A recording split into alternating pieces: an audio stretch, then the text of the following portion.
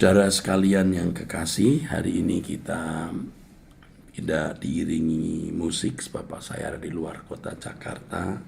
Tidak diiringi musik keyboard maksud saya diiringi gitar oleh Bapak Agustinus. Ya, tidak apa-apa, ya saya ditemani beberapa orang di sini.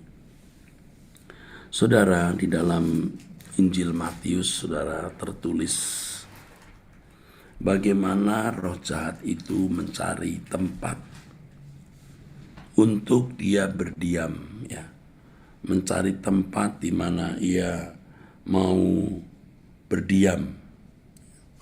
Dia mencari tempat untuk supaya ia bisa berdomisili. Di dalam Matius pasal 12 ayat 43 sampai 45. Firman Tuhan mengatakan, apabila roh jahat keluar dari manusia, ia pun mengembara ke tempat-tempat yang tandus, mencari perhentian, tetapi ia tidak mendapatnya. Lalu ia berkata, aku akan kembali ke rumah yang telah kutinggalkan itu. Maka pergilah ia dan mendapati rumah itu kosong, bersih, tersapu, dan rapi teratur. Lalu ia keluar dan mengajak 7 roh lain yang lebih jahat daripadanya, dan mereka masuk dan berdiam di situ. Maka akhirnya keadaan orang itu lebih buruk daripada keadaannya semula. Demikian juga akan berlaku atas angkatan yang jahat ini. Saudara, kalau Alkitab bicara mengenai angka 7, itu bicara mengenai angka sempurna. Jadi kalau ada 7 roh jahat masuk dan berdiam di dalam diri seseorang, itu berarti roh jahat memenuhi orang tersebut, lengkap, utuh, sempurna.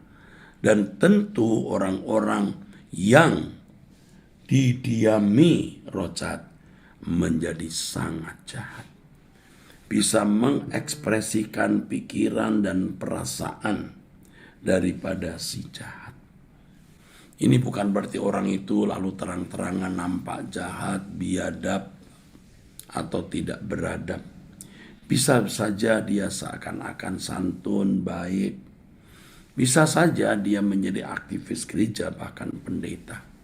Tetapi orang-orang ini pasti dipakai oleh iblis menghancurkan pekerjaan Tuhan yang besar. Iblis memiliki banyak alasan, saudaraku, yang disuntikkan di dalam pikiran, perasaan orang-orang yang didiami, sehingga mereka memiliki alasan untuk berbuat apapun, seakan-akan hal itu dilakukan untuk Tuhan. Sama seperti Petrus di Matius pasal 16, ketika mencegah Yesus ke Yerusalem, iblis menggunakan Allah, kata Allah. Ya, Petrus berkata, kiranya Allah menjauhkan hal itu. Hal itu sekali-kali takkan menimpa engkau.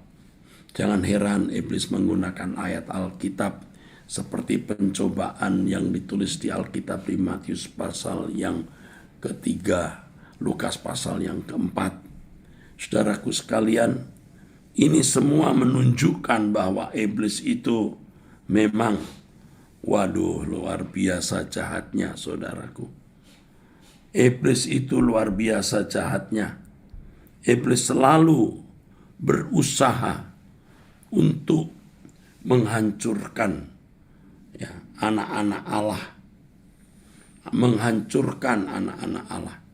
Dia berusaha untuk menghancurkan anak-anak Allah.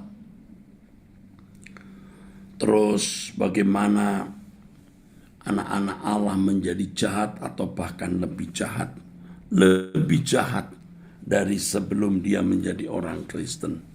Jadi jangan heran kalau ada orang-orang yang menjadi jahat setelah jadi Kristen.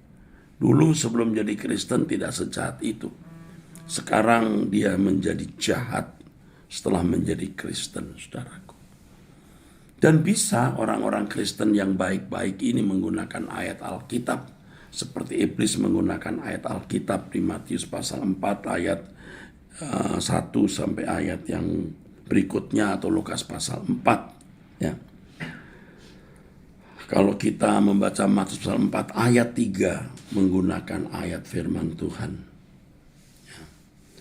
Matius pasal 4 ayat-ayat yang berikutnya menggunakan firman Tuhan. Ya, kamu kan anak Allah, Allah berfirman ini, berfirman begitu, saudaraku. Seperti Petrus ya menghalangi Yesus ke Yerusalem. Dia seakan-akan di pihak Tuhan, saudara. Tapi di pihak Allah maksud saya. Tapi sebenarnya dipakai oleh iblis. Nah, saudaraku sekalian, jangan sampai kita berkeadaan seperti itu. Doa setiap pagi, setiap hari, pasti akan membuka pikiran kita, membuka perasaan kita kalau ada hal-hal yang bukan dari Allah. Kita sering tidak sadar, kita berpikir, berperasaan bukan dari Allah. Dan kalau orang tidak memiliki pertemuan dengan Allah, akan terus-menerus berkeadaan seperti itu. Jadi saudara bisa melihat ciri orang yang dikuasai kuasa kegelapan. Dia tidak akan memiliki doa yang secara berkesinambungan. Dia bisa berdoa dalam kebaktian-kebaktian doa tertentu. Dia bisa doa sebelum tidur atau sebelum makan. Tapi tidak mungkin dia bisa doa dalam waktu khusus selama beberapa waktu dan berkesinambungan. Doa pagi seperti kita ini, saudaraku, ini sangat membuka pikiran kita. Saya sering ditegur Tuhan lewat doa-doa seperti ini. Pada waktu menyembah, Tuhan bicara. Saya berkata, aku mengerti Tuhan, aku paham. Seperti tadi saya merasa Tuhan bicara. Lalu saya berkata, aku mengerti Tuhan, aku paham. Jadi seperti iblis mau mencari tempat di mana dia mau berdiam, mau tinggal. Allah pun mau tinggal dan diam di dalam kehidupan seseorang. Dan Allah bisa diam, tinggal dalam diri seseorang tanpa batas.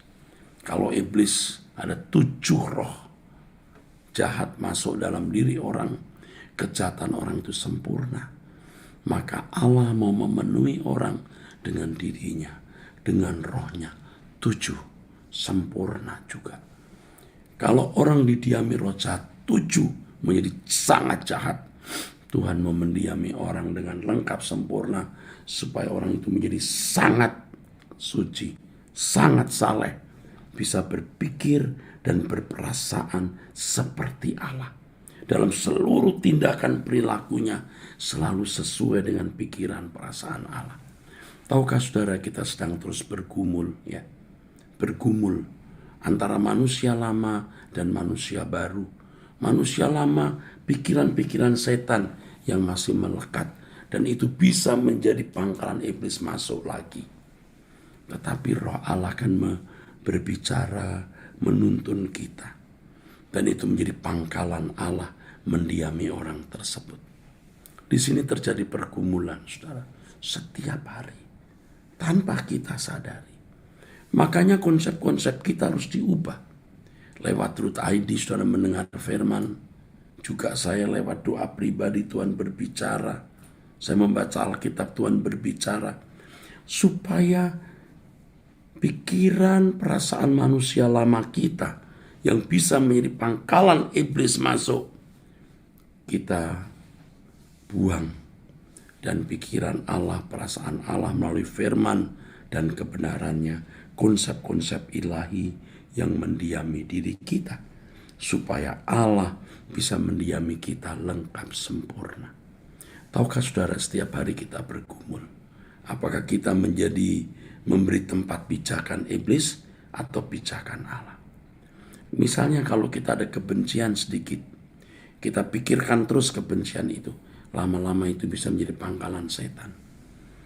Lalu bisa menjadi tempat perasaan pikiran iblis dimasukkan, berdiam dalam diri orang itu. Itu tidak berarti orang itu lalu jadi biadab. Mungkin juga masih jadi orang Kristen, aktivis gereja, bahkan pendeta. Tapi punya banyak kebencian. Dan dia melampiaskan kebencian itu dengan tindakan-tindakan yang memiliki dasar-dasar atau alasan. Menggunakan ayat Alkitab, menggunakan akan Allah. Nah, setan berdiam penuh di dalam diri orang itu. Saya bisa mengerti itu karena saya pendeta. Dan saya tahu bagaimana iblis mau menguasai hidup saya. Supaya saya bisa mengekspresikan pikiran perasaan setan. Saya selalu punya alasan untuk bertindak. Seakan-akan itu sesuai firman Tuhan. Seakan-akan itu membela Tuhan. Padahal itu sebenarnya ekspresi dari manusia lama kita. Yuk kita bertobat. Yuk kita berubah. Yuk kita tidak berbuat dosa lagi. Kita berjuang terus untuk itu. Ya, mari kita berdoa. Terima kasih Tuhan untuk firman-Mu yang luar biasa. Nasihat Bapak yang kami terima. Terima kasih Bapak. Pertemukan kami di kesempatan yang lain untuk kami bisa berdoa bersama di waktu mendatang. Dalam nama Tuhan Yesus Kristus.